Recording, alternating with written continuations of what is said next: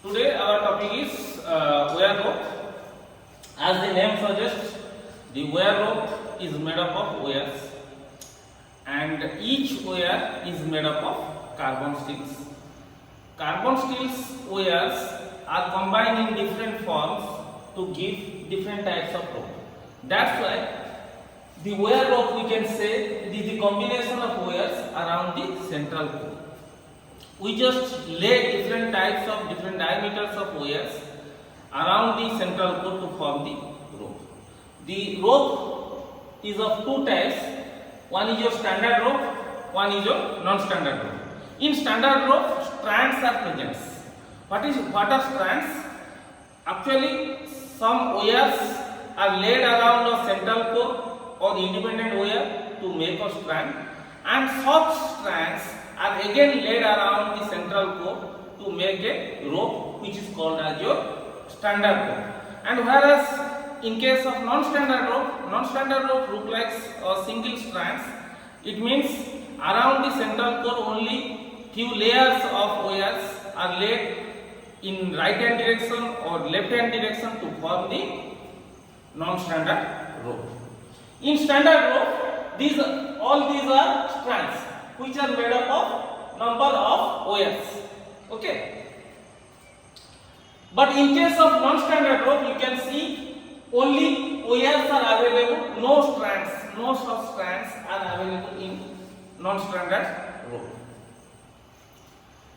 Again, we will discuss about types of lay.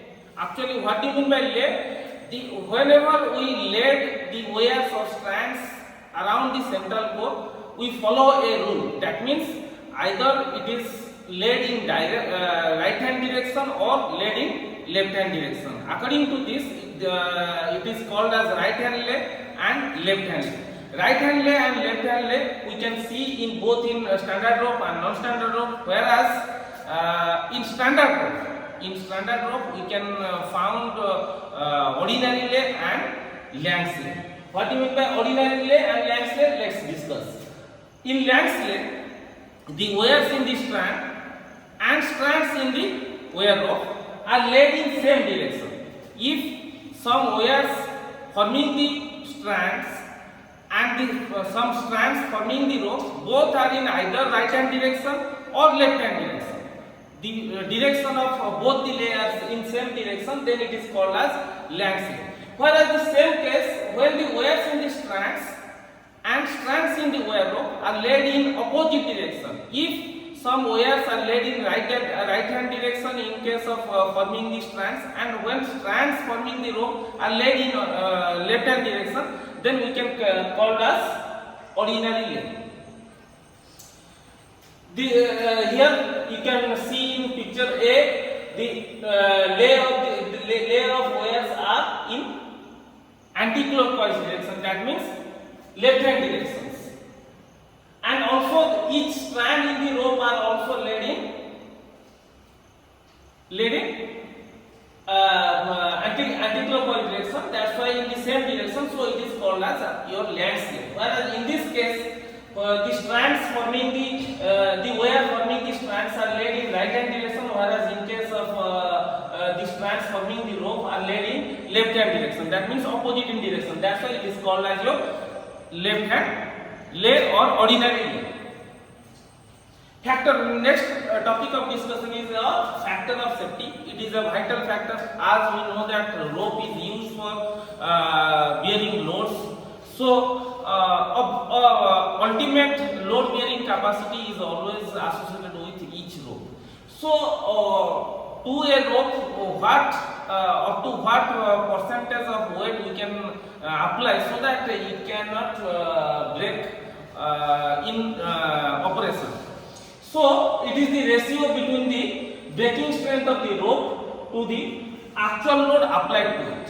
So mathematically we can say in the ratio, the above is your breaking strength of the rope itself, which is tested at the laboratory, and in the lowermost part, the ultimate static load. That means how much load we applied into the rope, it determines the factor of safety. And for man winding, as it is more safety is needed. So for man winding, the factor of safety should not less than 10 as per our legislation, and for metal winding it should be remain within 4 to 6. Next come to classifications. The wire rope is classified into standard rope and non-standard rope in basically into two categories. Again, standard rope is classified into simple standard rope, compound standard rope, multi-standard rope, and flattened standard rope. These simple and compound standard ropes are also called as round standard rope. Round standard rope, in the round standard rope, simple standard rope and compound standard rope is available. Multi-standard and flattened standard rope are available. Whereas in case of non-standard rope, we can say log coil rope and guide ropes are available. In round standard rope, in the simple standard rope, we can see here 1, 2, 3, 4, 5, 6. 6 strands are available around the central core. Here, the central core is itself a strand. So, around the central core, that means within a around the strand, 6 strands are laid, and the diameter of each wires in the strands are same. So it is called as your simple standard, as the diameter is same. In case of compound standard, the innermost part of the strands is made up of smaller dia wires, whereas the outer layer of the strand is made up of larger dia wires, and each strand, like this, 6 strands is also available here to make the rope. This is your compound strand rope. In case of multi-strand rope, the strands are multiplied. As the name suggests, multi-strand. So the strands are multiplied around the central core. Here, these are the inner strands available, whereas these are the outer strands available in the rope. And here, where we need to adjust the torque, multi-strand rope are used for the purpose of either man winding or metal winding. In case of flattened standard rope, we need a flat cross-sectional area. For this purpose, each strand core must have a flat surface.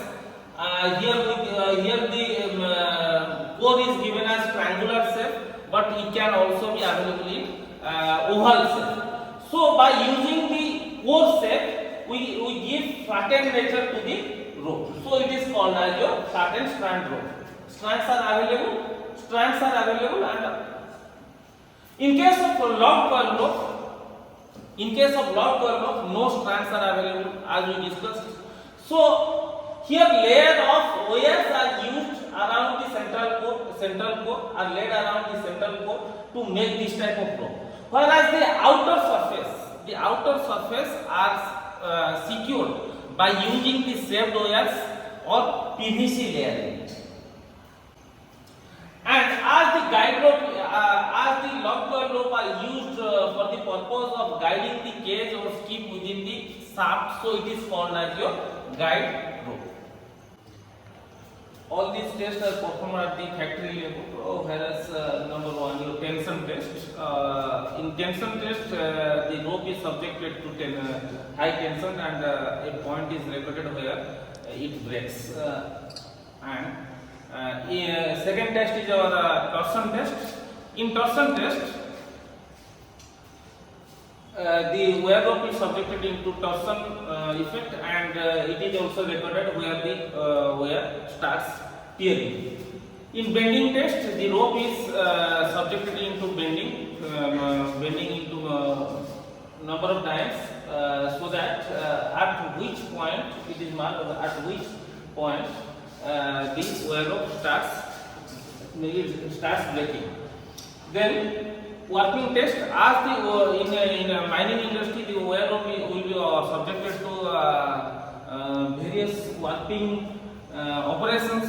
So in working test, the wire rope is subjected to warp and unwarp repeatedly, and testing is performed where at the point the rope starts tear off. And in case of looping test, as the wire rope is transported in looping form, so again looping test is performed and repetitive looping action is performed on the rope. Whereas after use of the rope examination is carried out, particularly in the shaft, in the winding system, the examinations are carried out when the wire rope are already in used. Especially in daily basis, before mans are riding into the case, daily examination is performed. In daily examinations of man, handful of cotton stands and work the rope, and the rope is subjected to move at a speed 1.5 meter per second. And if the rope tears some cottons from the handful of cottons, then it signs that the wire rope is weared out in its outer surface. In weekly examinations, daily examination is suspended and the rope is allowed to move at a speed of 1 meter per second. And in that particular day, the diameter and the lubrication part of the rope is also examined. In case of monthly examination, the rope is allowed to move at a speed of 0.5 meter per second. In that day, the daily examination and weekly examination are suspended, and on monthly examinations, the rope is examined thoroughly. The diameter, the internal part with the help of wooden mallet, the outer sound, the inner conditions with the slide caliper, the diameter also measured.